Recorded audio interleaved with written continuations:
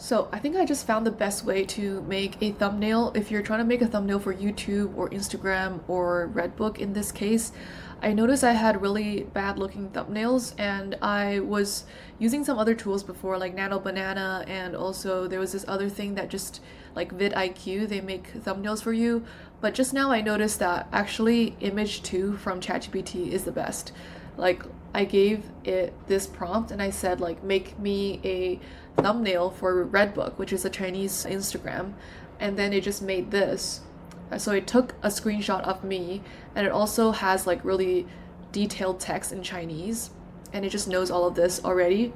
And then I said like make it portrait, not landscape, and it just did that, and it looks really good. It's crazy. So then I wanted to try it on another one, so I tried it on this other video that I made. So right now I just take screenshots from the video itself, but look at this one. It took AI image out of this, extracted it from this photo, and then extracted the image from this as well. It took this guy's picture out and added like images that would fit, as well as I think this is McMaster University, which is a topic that's in the video. And it also has like the proper Chinese and English translation.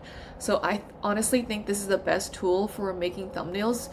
You just need to have like an image already from your video, and then you just add like whatever thing you want to input in there. On Gemini, I tried the same thumbnail and I asked it to make a new thumbnail that looked better for Redbook, and this is what it made. It thought that I want to make it for like something red, so it made the whole image red and doesn't understand the context of what I'm talking about.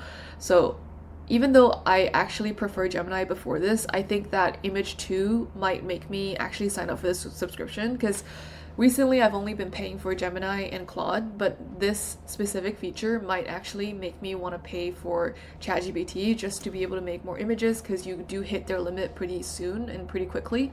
So I probably would recommend you guys to use make your thumbnails on the ChatGPT Image 2, because it's just really good and just somehow knows like what you want to make, and then also gets everything done correctly and looks visually good.